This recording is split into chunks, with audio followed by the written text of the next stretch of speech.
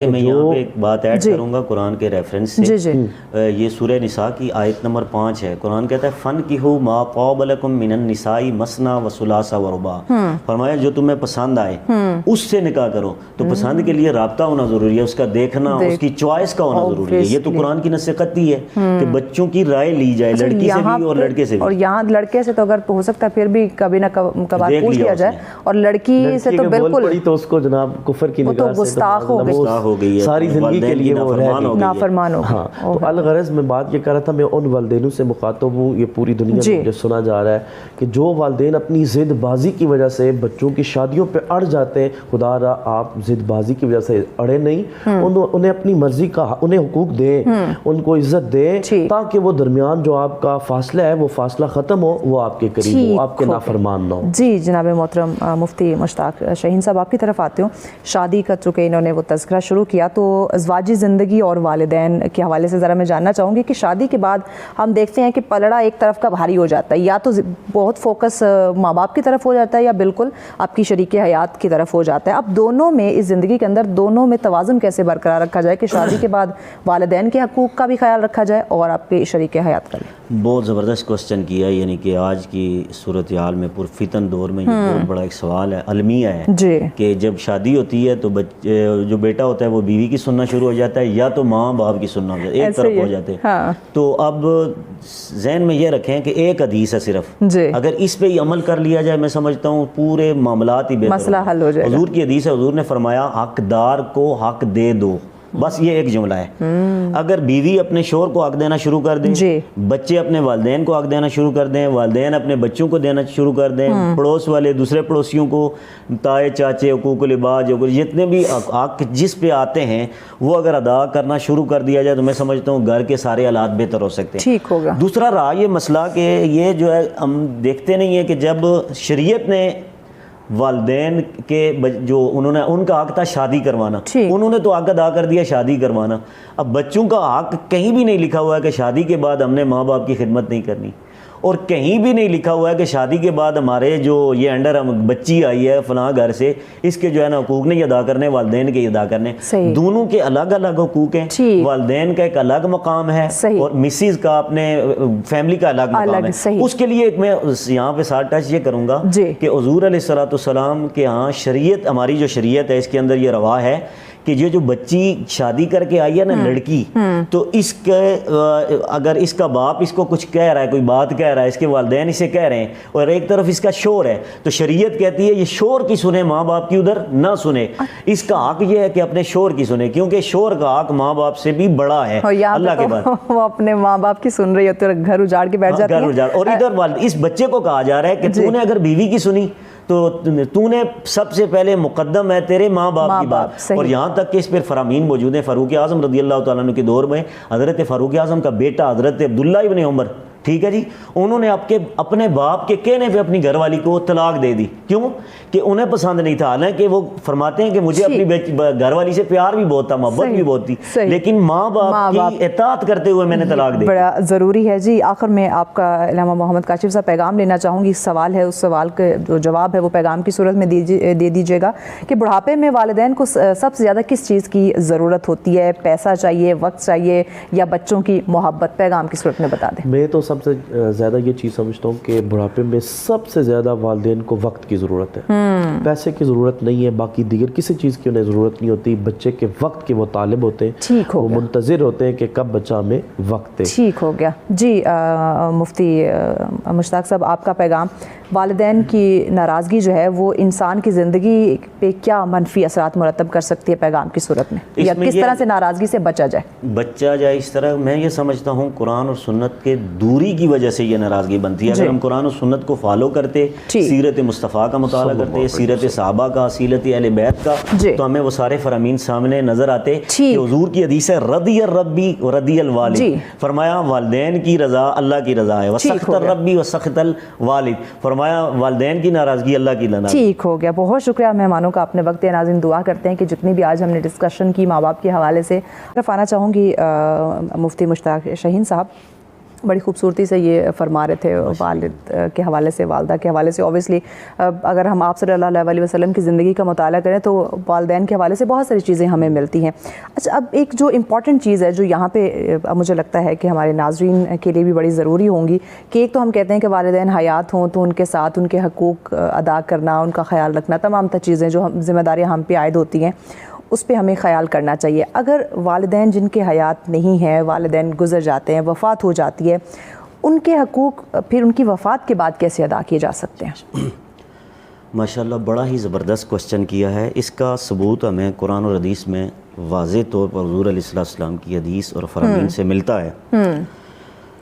حقوق کی حق تلفی کے حوالے سے سب سے پہلے بخاری شریف کے اندر 4 مقام پر حدیث موجود ہے, اور مسلم کے اندر بھی, ترمذی شریف کے اندر بھی حدیث موجود ہے کہ جو اپنے والدین کے حقوق نہیں ادا کرتا اس کا جرم کیا ہے, وہ کتنا بڑا جرم ہے. پہلے ہم اس کو ڈیسائیڈ کرتے ہیں, پھر ہم حقوق دیکھتے ہیں کہ کتنے حقوق ہیں. والدین فوت ہو جائیں, ان کی ڈیتھ کے بعد کتنے حقوق ہوتے ہیں. تو سب سے پہلے یہ ذہن میں رکھیں کہ والدین بڑے ہیں اور بچے چھوٹے ہوتے ہیں. تو بڑے جو تھے ان کے بڑے حقوق رکھ دیے گئے, اور جو چھوٹے تھے ان کے کم حقوق رکھ دیے گئے. تو جو بڑے تھے ان کے حقوق تقریباً والدین کے بچوں پر جو حقوق بنتے ہیں وہ 62 بنتے ہیں ٹوٹل قرآن اور حدیث کے مطابق. 62 R to Z. اور بچوں کے حقوق جو والدین پر ہوتے ہیں وہ ٹوٹل 12 سے 13 جو قرآن اور حدیث میں بیان ہوئے ہیں. اس میں سے والدین کے فوت ہو جانے کے بعد, جن کے والدین فوت ہو جائیں, وہ حقوق براہ راست حدیث صحیحہ میں تقریباً 5 حقوق جو باقاعدہ حضور نے بیان فرمائے, وہ 5 حق ہیں. اس کی تفصیل میں بیان کروں گا, لیکن اس سے قبل میں یہ سمجھتا ہوں کہ جو بخاری شریف کی حدیث ہے کہ جو حقوق ہیں ان پر جو عمل نہ کرے, ان کا حق نہ ادا کرے والدین کا, تو اللہ اور اس کے رسول کے نزدیک وہ کتنا بڑا جرم ہے. اب بخاری شریف کے اندر 6273 نمبر روایت ہے, اور مسلم کے اندر 259, مسلم کے اندر بھی ہے, اور 4 جگہ بخاری کے اندر ہے, مسلم شریف کے اندر بھی ہے, جامع ترمذی کے اندر حدیث موجود ہے. حضور نے فرمایا الا انبئکم باکبر الکبائر, اے لوگوں میں تمہیں نہ بتا دوں, میں تمہیں آگاہ نہ کر دوں کہ کبیرہ گناہوں میں سب سے بڑے کبیرہ گناہ کیا ہیں, کہ جو بغیر توبہ کے معاف نہیں ہوتے, وہ کبیرہ گناہ کون سے ہیں. تو پہلا حضور علیہ السلام نے فرمایا, پہلا حق سنو, وہ گناہ پہلا کیا ہے, فرمایا الاشراک باللہ, اللہ کے ساتھ شرک کرنا. کیونکہ قرآن نے کہا ان الشرک لظلم عظیم, سب سے بڑا گناہ ظلم شرک ہے. اور اسی کے ساتھ جوڑ فرمایا حقوق الوالدین, والدین کے حقوق نہ ادا کرنا. اور تیسرا فرمایا الا قول الزور, جھوٹی گواہی دینا. یہ 3 چیزیں حضور نے فرمائی. یہ کبیرہ گناہوں میں سب سے بڑا کبیرہ گناہ اللہ کے ساتھ کسی کو شریک ٹھہرانا, اور والدین کے حقوق نہ ادا کرنا, اور تیسرا جھوٹی گواہی دینا. اور دیکھیں آپ صورتحال, آپ نے یہ جو کوسچن کیا وصال کے بعد والدین کے کیا حقوق ہیں, تو بدقسمتی اور غفلت کی چادر کا عالم یہ ہے اس امت کے اندر کہ آج تو زندگی میں بھی والدین کے حقوق نہیں ادا کیے جا رہے. کتنے ایسے والدین ہیں کہ والدین ابھی ہاتھ بچے پر اٹھا ہی نہیں رہا ہوتا کہ پہلے بچہ اٹھا دیتا ہے. اور کتنے ایسے کیس ہیں سوشل میڈیا پر آپ نے دیکھے ہوں گے کہ جنہوں نے اپنے والدین کو اولڈز ایئر میں جا کر رکھ دیا اور ان کے حقوق ہی نہیں ادا کر رہے. تو اب یہاں پر میں نے اس کی پوری لسٹ آپ کے سامنے بیان کر دی. والدین کے بچوں پر حقوق 62 ہے, اور بچوں پر کم رکھ دیے حقوق, وہ ہیں 13. اور ان 13 میں سے والدین کے جو ابھی آپ نے جو کوسچن کیا اس کی طرف میں آ رہا ہوں کہ والدین کے فوت ہو جانے کے بعد کتنے حقوق ہیں. تو وہ حدیث صحیحہ کے اندر باقاعدہ جو ہے نا, مسلم شریف کے اندر بھی اور ابو داؤد شریف کے اندر حدیث موجود ہے. ابو داؤد شریف کی حدیث نمبر 5142 ہے, اور اسی طرح سنن ابن ماجہ کے اندر 3664, اور اسی طرح مشکات شریف کے اندر 3936 نمبر روایت ہے. انٹرنیشنل نمبرنگ کے مطابق میں نے آپ کے سامنے میں نے کہا یہ پوری امت اس وقت آپ کو پتہ ہے جدید دور ہے, لوگ پوچھتے ہیں ریفرنس کدھر ہے, تو میں ریفرنس کے مطابق میں نے بتا دی. یہ 3 ریفرنس موجود ہیں. حضور علیہ السلام کی بارگاہ میں عرض کیا گیا کہ حل بقیہ من ابرہما بعد موتہما, فرمایا یا رسول اللہ کیا والدین کے فوت ہو جانے کے بعد بھی ان کے ساتھ کوئی حقوق ہیں جو ادا کیے جائے, ان کے ساتھ نیکی کے حوالے سے, اس نے سلوک کے حوالے سے ان کے ساتھ نیکی کی جائے, جو اس نے سلوک کیا جائے, ان کے حقوق ہیں. تو آقا کریم علیہ السلام نے فرمایا قال نعم, ہاں والدین کے فوت ہو جانے کے بعد بھی بچوں پر کچھ حقوق ہیں جو فوت ہو جانے کے بعد ادا کیے جائیں. ان میں حضور نے فرمایا پہلا حق فرمایا الصلاۃ علیہما، ماں باپ فوت ہو جائیں تو ان کا جنازہ پڑھنا یہ پہلا حق ہے. صحیح. اور اس امت کی بدبختی یہ ہے کہ بچوں کو جنازہ پڑھنا ہی نہیں آتا. ایک میں یہاں پہ آپ کے میڈیا کے ذریعے آپ دیکھیں سچ ٹی وی پہ پوری دنیا اس وقت دیکھ رہی ہے، بدقسمتی اس قسم کی ہے کہ ہم نے بچوں کو بڑی بڑی ڈگریاں انگریزی تعلیم دنیاوی تعلیم دے دی لیکن دینی تعلیم ہم نہیں دے سکے. اور اس کا نتیجہ کیا ہے کہ ہمارے پاکستان کے ایک بہت بڑے MLA صاحب تھے، تو ان کے والد صاحب فوت ہو گئے. جب والد صاحب فوت ہوئے تو پہلی صف میں تھے، تو پہلی صف میں ان کے جیب میں سے انہوں نے رومال نکالا اور رومال نکال کر سجدے والی جگہ رکھ دیا. تو کسی نے پوچھا بھائی حضرت یہ کیا کر رہے ہیں؟ انہوں نے کہا جی میں والد صاحب کا جنازہ پڑھوں گا تو میں نے سجدہ کرنا ہے. تو اب مجھے بتائیں کہ جس بیٹے کو اتنی ڈگریاں اٹھائی ہوئی ہیں اور اسے اتنا پتہ نہیں ہے کہ سجدہ ہوتا ہی نہیں جنازے پہ. جی پہلا حق جو تھا وہ یہ تھا صلاۃ علیہما، ان کا جنازہ پڑھنا. دوسرا والاستغفار لہما، مرنے کے بعد ان کے لیے دعائے مغفرت کرتے رہنا، یہ حق ہے. اور اگر دعائے مغفرت نہ کیا جائے تو اس کا جو ہے نا نقصان بھی بتایا گیا ہے کہ اس کا نقصان یہ ہے، فرمایا اگر یہ تم چاہتے ہو کہ تمہارے رزق میں برکت آئے تو پھر تم کیا کرو، اپنے والدین کے لیے دعائے مغفرت کیا کرو. ینقطع عنہ الرزق، کنز المال کی روایت ہے کہ اذا ترک العبد الدعاء للوالدین، جب بندہ اپنے والدین کے لیے دعا کرنا ترک کر دیتا ہے تو پھر ینقطع عنہ الرزق، اللہ تبارک تعالیٰ اس کے رزق میں جو ہے نا رزق کم کر دیتا ہے، برکت چھین لیتا ہے. تو اس حوالے سے آج امت مسلمہ کے اندر بے رزقی اور بے برکتی کا عالم جو یہ ہے وہ یہی ہے کہ اپنے والدین کے لیے دعا نہیں کرتے. تو بہتر یہ ہے کہ اپنے والدین کے لیے دوسرا جو ہے ان کے لیے دعائیں مغفرت کی جائے. اور تیسرا حق فرمایا وَإِنْفَاضُ عَهْدِهِمَا مِنْ بَعْدِهِمَا، ان کی وفات کے بعد ان کا تیسرا حق یہ ہے کہ انہوں نے جو عہد کیا تھا اپنے لوگوں کے ساتھ، کسی کے ساتھ وعدہ کیا تھا، اس وعدے کو پورا کرنا. مثلا کہا تھا کہ میں نے اپنی بچی کا رشتہ فلاں فلاں کو دینا ہے، بیٹے کا رشتہ وہاں سے لینا ہے، یا کسی سے بھی کوئی کسی قسم کا جو شرعی معنوں میں اسلام کے حوالے سے جو شرعی حدوں کو تقاضا پورے کرتے ہوئے عہد کیا تھا اس کو پورا کرنا، یہ تیسرا حق. اور فرمایا چوتھا حق صلۃ الرحمۃ التی لا توصل بہما، جن کے ساتھ تمہارے ماں باپ کا، والد کا، والدہ کا صلہ رحمی تھی، پیار تھا، محبت تھا، رشتہ تھا، تعلقات تھے، ان کو قائم رکھنا. ان کے وصال کے بعد بھی ان کے ساتھ اسی طرح استوار رکھنا، تعلق رکھنا، اس رشتے کو توڑ نہ دینا. صورت حال یہ ہوتی ہے کہ جب والد فوت ہوتا ہے تو اس کے بعد ان کے چچے کے ساتھ تعلقات ختم، تایا کے ساتھ تعلقات ختم، پھوپھی کے ساتھ، والدہ فوت ہو گئی خالہ کے ساتھ ختم ہو گئے، ماموں کے ساتھ ختم ہو گئے.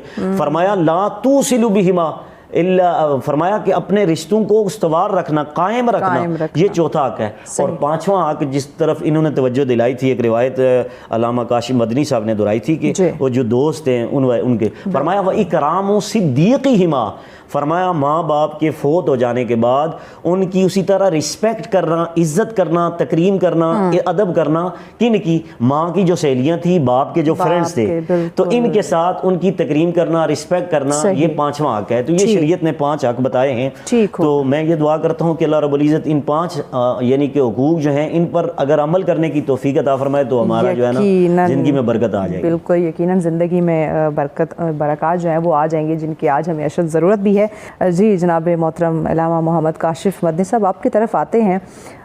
والدین جیسا رشتہ نو ڈاؤٹ اس دنیا میں نہیں ہے، ان کے حیات وہ اگر ہیں تو بھی اس سے بڑی کوئی خوش قسمتی نہیں ہے اگر دنیا سے چلے گئے. اس کے بعد کی طرف آپ نے ہماری توجہ دلائی اس پہ. جی جناب محترم مفتی مشتاق شاہین صاحب آپ کی طرف آتے ہیں. والدہ اور والد کا جو ایک خصوصی مقام ہے، الگ الگ دونوں کو ذرا میں ڈیفائن کروانا چاہ رہی ہوں. حدیث مبارکہ میں ماں کو 3 مرتبہ باپ پر فوقیت جو ہے وہ دی گئی ہے، کیوں دی گئی ہے؟ بسم اللہ کیجیے، بتائیے. ماشاءاللہ بڑا ہی زبردست سوال کیا ہے آپ نے، کیونکہ ماں کے مقابلے میں والد کا حق اور والد کے مقابلے میں ماں کا حق یہ 3 گنا زیادہ ہے. اور اس کو قرآن نے بھی ڈیفائنڈ کیا اور حدیث صحیحہ نے بھی ڈیفائنڈ کیا. قرآن کے اندر اللہ رب العزت نے اس کی تفصیل میں یہ بیان کیا کہ جب بچہ ماں کے پیٹ میں ہوتا ہے تو 9 منتھ تک ماں اس کو پیٹ کے اندر اس کو کتنی مشقت ہوتی ہے، کتنی بیماریاں اور کتنے معاملات سے گزرتی ہے، وہ اسے اٹھائے رکھتی ہے. تو قرآن نے کہا یہ پہلا حق ماں کا یہ ہے کہ 9 مہینے تک اس نے اپنے پیٹ کے اندر اس بچے کو پرورش دی. اس کے بعد دوسرا حق یہ کہ جب وہ بچہ پیدا ہوا تو جس وقت ڈیلیوری ہوئی تو اس وقت جو تھا ڈیلیوری کا تو اس وقت اس کے درد ذیل ہوا، تو یہ دوسرا حق ہے۔ اور اس کے بعد تیسرا حق مدت رضاعت، 2.5 سال تک اس نے گود میں اپنے بچے کی پرورش کرتے ہوئے اسے دودھ پلایا۔ تو یہ 3 حق قرآن نے بیان کیے۔ اب اس پر آیت میں پڑھوں گا تو وقت چاہیے ہوگا، لیکن میں مختصر ترجمہ کر رہا ہوں۔ اسی کو ڈیفائنڈ کیا بخاری شریف کے اندر، آقا کریم علیہ السلام کی حدیث 5971 اور مسلم شریف کے اندر 6500 پورا 6500 یعنی 65 نمبر حدیث ہے انٹرنیشنل نمبرنگ کے مطابق۔ یہ متفق علیہ بخاری اور مسلم کے اندر روایت موجود ہے۔ اس کو ڈیفائنڈ کیا بخاری اور مسلم کے اندر، یعنی کہ والد کا حق ماں کے مقابلے میں اور والد کے مقابلے میں ماں کا حق 3 گنا زیادہ کس طرح ہے۔ تو ایک بندہ آیا حضور علیہ السلام کی بارگاہ میں، جا رجل رسول اللہ صلی اللہ علیہ وسلم، حضور علیہ السلام کے پاس جا رجل الی رسول اللہ صلی اللہ علیہ وسلم فقال، کہنے لگا یا رسول اللہ، فقال من احق بحسن صحابتی، یا رسول اللہ میرے حسن سلوک کا سب سے زیادہ حقدار کون ہے؟ اب پوری کائنات کو یہ یہاں پر عموم کا لفظ استعمال کیا کہ پوری کائنات میں سب سے زیادہ میرے احسانوں کا حق، جس کے ساتھ میں سب سے بڑھ کر احسان کروں، اس نے سلوک کروں، وہ کون ہے اس چیز کا حقدار؟ تو میرے آقا کریم علیہ السلام نے پہلا جملہ ارشاد فرمایا قال امک، تیری ماں، تیری ماں، سبحان اللہ۔ پھر اس نے کہا ثم من، قال ثم من، یا رسول اللہ پھر اس کے بعد کون ہے؟ فرمایا قال امک، پھر میرے نبی نے فرمایا پھر بھی تمہاری والدہ۔ پھر کہنے لگا ثم من، قال ثم من، یا رسول اللہ تیسری مرتبہ اس نے کوسچن کیا، یا رسول اللہ پھر میرے حسن سلوک کا سب سے زیادہ کون حقدار ہے؟ تو آقا کریم علیہ السلام نے فرمایا قال امک، فرمایا پھر بھی تیری والدہ۔ اب 3 مرتبہ جو قرآن نے تفصیل سے ربط کے ساتھ بیان کیا، وہی ربط حدیث میں میرے مصطفیٰ کریم نے اس کی تفسیر فرما دی، اور بخاری اور مسلم کے اندر متفق علیہ حدیث آ گئی، امام بخاری نے اور مسلم نے نقل کی۔ تو آقا کریم نے 3 مرتبہ قال امک قال امک قال امک کہہ کے والد کے مقابلے میں 3 گنا زیادہ فضیلت کا مقام والدہ کا بیان کر دیا، اور آگے فرمایا، اس نے کہا ثم من، یا رسول اللہ اس کے بعد پھر کس کا حق ہے؟ 4تھی مرتبہ۔ تو آقا کریم علیہ السلام نے ارشاد فرمایا قال ابوک، فرمایا اس کے بعد تیرے ابا جی، تیرے والد گرام، تیرے ڈیڈی کا حق ہے۔ اب یہاں پر علماء نے یہ نقطہ بیان کیا کہ 3 گنا زیادہ فضیلت والد کے مقابلے میں اللہ رب العزت نے ماں کو عطا فرما دی قرآن اور سنت کے مطابق۔ اب ایک بندے کے پاس 1000 روپیہ ہے، میں اس کی ایک جو ہے نا فار آف ایگزامپل جسے بولتے ہیں، میں اس کے اندر ایک مثال پیش کرتا ہوں کہ اگر ایک بندے کے پاس اولاد میں سے بیٹی ہے یا بیٹا ہے، اس کے پاس 1000 روپیہ ہے، اب ماں بھی مانگ رہی ہے کہ مجھے پیسے چاہیے اور باپ بھی کہہ رہا ہے، کیونکہ قرآن کے اندر آتا ہے نا کہ فرمایا تمہارے مال کا سب سے زیادہ حقدار تمہارے والدین ہیں، تمہارے والدین ہیں۔ تو اسی طرح اب جب ماں بھی مانگ رہی ہے، باپ بھی مانگ رہا ہے، بندے کے پاس، بیٹے کے پاس، بیٹی کے پاس 1000 روپیز ہیں، تو اب کس طرح وہ ڈیسائیڈ کرے گا کتنے باپ کو دے گا اور کتنے ماں کو دے گا؟ تو علماء نے اس قرآن اور حدیث کی، جو قرآن میں نے پڑھا اور حدیث جو پڑھی، اس کے مطابق رزلٹ اخذ کیا کہ ماں کو وہ 750 روپیہ دے گا، 3% زیادہ، اور 250 روپیہ والد کو دے گا۔ صحیح۔ تو اب اس کی تفسیر بھی آ گئی۔ تو یہ حسن اخلاق کے معاملے میں قرآن و سنت نے ہماری جو رہنمائی کی ہے وہ 3 گنا فضیلت اسی وجہ سے ہے کہ ماں 3 پریشانیوں سے، 3 مشقتوں سے قرآن کے مطابق گزرتی ہے، تو اس لیے 3 درجے اس کو زیادہ فضیلت اللہ رب العزت نے عطا فرمائی۔ ماشاءاللہ، بڑی خوبصورتی کے ساتھ آپ نے بیان کیا۔ جی جناب محترم محمد کاشف صاحب، آپ بھی ذرا اس پہ روشنی ڈالیے کہ والد کا احترام اور اطاعت کا جو معیار ہے، کیا اس کو بھی اتنا ہی بلند تصور کیا جائے جتنا کہ ابھی محترم جو ہیں وہ والدہ کا بتا رہے تھے؟ ہمارے زمانے کے اندر میں سمجھتا ہوں کہ فی زمانہ جو ایک ٹرینڈ سمجھ لیں یا ایک ایسا ایک سلسلہ چل پڑا ہے جی. والدین جب تک حیات ہوتے ہیں اس وقت تک ان کی قدر و قیمت نہیں جانی جاتی, اس وقت تک ان کو کوئی پہچانتا ہی نہیں, اور جب والد یا والدہ ان دونوں میں سے کوئی چلا جائے اس وقت بیٹا جناب دیگیں بھی لگا کے بیٹھا ہوگا, عوام کا اجتماع اکٹھا کر کے بیٹھا ہوگا. سب سے زیادہ والدہ کی معروف ترین جدید دور کی ہم بات کریں جس میں ہم یہ دعویٰ کرتے ہیں کہ یہ جو ٹائم ہے زیادہ پڑھے لکھے لوگوں کا ٹائم ہے, ٹیکنالوجی کا دور ہے, ہر چیز ایزی ایکسیس ہو چکی ہے, کوئی بھی بات آپ نے پہنچانی ہے, کوئی بھی پیغام آپ نے ڈیلیور کرنا ہے, چاہے وہ اچھا ہے, خوشی والا ہے, کیسا بھی ہے, وہ سیکنڈز میں پہنچ جاتا ہے. تو اس دور کے اندر کتنا ضروری ہے یہ سمجھنا کہ اسلام نے والدین کے حقوق اور پھر اولاد کی ذمہ داریوں کے بارے میں کیا تعلیمات دی ہیں. اس پہ آج انشاءاللہ ہم ان ڈیٹیل جو ہے وہ روشنی ڈالیں گے, اور اس پہ ڈسکشن کے لیے ہمارے محترم جو گیسٹ ہیں وہ ہمیں جوائن کر چکے ہیں. آئیے ان کا تعارف کراتے ہیں. ناظرین, ہمارے پہلے مہمان جو ہمارے ساتھ تشریف فرما ہے جی, آپ اسلامک اسکالر ہیں جناب محترم مفتی مشتاق شاہین قادری صاحب ہمارے ساتھ ہیں جی. السلام علیکم. بہت شکریہ مفتی صاحب آپ کے تشریف آوری کا. ناظرین, اگلے ہمارے مہمان جنہوں نے ہمیں آج جوائن کیا ہے جی, جناب محترم علامہ محمد کاشف مدنی صاحب ہمارے ساتھ ہیں. بہت شکریہ علامہ صاحب آپ کی تشریف آوری کا. ناظرین, اگلے ہمارے مہمان نعت خواہ جنہوں نے ہمیں جوائن کیا ہے جی, عباس علی اشرف صاحب ہمارے ساتھ ہیں. بہت شکریہ عباس. آج کا ہمارا ٹاپک جس پہ ہم بات کرنے جا رہے ہیں اسلام میں والدین کا مقام اور ہماری ذمہ داریاں, بہت ہی اہم ترین موضوع ہے, وقت کی ضرورت ہے, کیونکہ جہاں ہم دیکھتے ہیں کہ زندگی کو ہم نے مصروف ترین بنا دیا ہے, ہمارے گھر میں ایسی ہستیاں موجود ہیں جن کی دعا سے ہم مزید کامیاب ہو سکتے ہیں. زندگی میں جو انزائٹی, ڈپریشن, اسٹریس ہے, جو مشکلات ہے, جو پریشانی ہے, وہ تمام تر حل ہو سکتی ہے, لیکن ہم ان ہستیوں کی طرف نہیں جاتے. ہم باہر لوگوں سے مدد مانگتے ہیں, ہم ان سے کہتے ہیں دعا کریں, ہمارا یہ کام رکا ہوا ہے, یہ ہمارا مسئلہ حل ہو جائے. جو گھر میں آپ کے بیٹھے ہوئے جو والدین آپ کے ہیں, جنہوں نے آپ کو جو اس دنیا میں آپ کو لے کر آئے, آپ کی تربیت کی, پرورش کی, آپ کو پڑھایا لکھایا, اتنا بڑا اس قابل بنایا کہ آج آپ لوگوں کے سامنے باس بن کے کھڑے ہیں, تو آپ ان کی طرف ہی توجہ نہیں دے رہے. تو اسلام اس بارے میں کیا کہتا ہے, اسلام میں والدین کا مقام جو ہے اس کو کس طرح سے ڈیفائن کیا گیا ہے, آئیے ذرا اس پہ ان ڈیٹیل جان لیتے ہیں جی.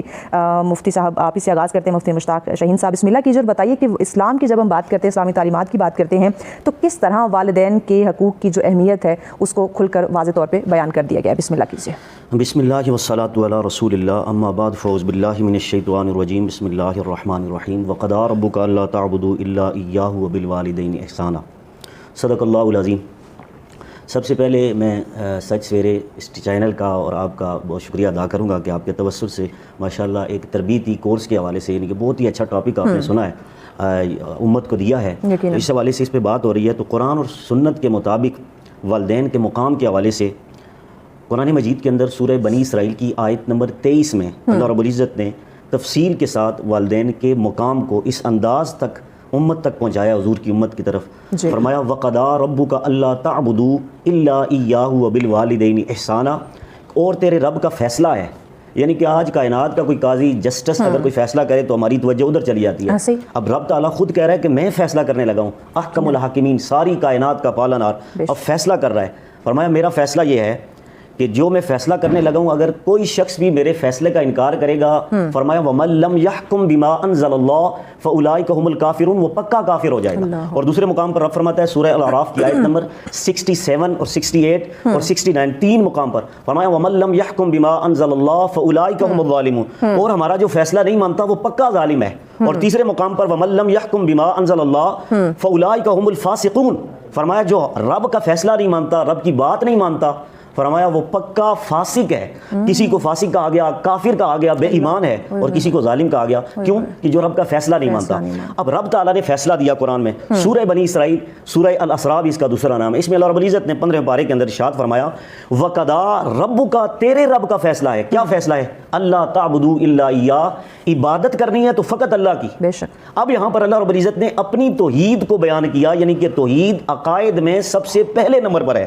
تو اللہ رب العزت نے جہاں پر اپنی توحید کو بیان کیا, اپنا حق بیان کیا, فرمایا اللہ تعبدوا الا ایاہ, عبادت کرنی ہے تو میری کرنی ہے. اور ساتھ اللہ رب العزت نے سارے عملوں کا سردار ایک عقیدہ بیان کیا, اللہ تعبدوا, کہ عقیدوں کا سردار اللہ کی توحید ہے. اگر بندہ سارے عقائد جو ہے مان لے اور اللہ کی توحید کا انکار کرے تو بندہ تو کافر ہے. تو اللہ نے فرمایا سارے عقائد کا نچوڑ عقیدہ توحید ہے. اسی طرح سارے اعمال کا نچوڑ والدین کی خدمت ہے. فرمایا میں اپنی توحید کے ساتھ والدین کا مقام بیان کر رہا ہوں. رب نے فرمایا فرمایا میرا فیصلہ ہے اللہ تعبدو، اگر عبادت کرنی ہے تو میری کرنی ہے، اور عبادت کے ساتھ جوڑ کر میرے رب نے والدین کی عظمت کو اور مقام کو قرآن و سنت میں واضح بیان کیا. فرمایا میں رب ہو کر والدین کی شان کو اپنی توحید کے ساتھ بیان کر رہا ہوں کہ جو بھی قیامت تک میری توحید کا ماننے والا ہوگا، میری توحید پر عمل کرنے والا ہوگا، اس کو چاہیے کہ وبالوالدین احسانا، کہ اپنے والدین کے ساتھ اس نے سلوک سے پیش آنا. بہت خوبصورت بات. جی جناب محترم محمد کاشف مدنی صاحب آپ کی طرف آتے ہیں. بڑی خوبصورتی کے ساتھ مفتی صاحب نے آغاز کیا. آپ بھی فرمائیے گا قرآن کریم میں اللہ تعالیٰ نے جیسے یہ فرما رہے تھے اپنی عبادات کے ساتھ والدین کے ساتھ جو حسن سلوک کا حکم ہے وہ کیوں دیا ہے؟ بسم اللہ کیجیے. اعوذ باللہ من الشیطان الرجیم، بسم اللہ الرحمن الرحیم. فلا تقل لهما اف، صدق اللہ مولانا العظیم و صدق رسولہ النبی الکریم.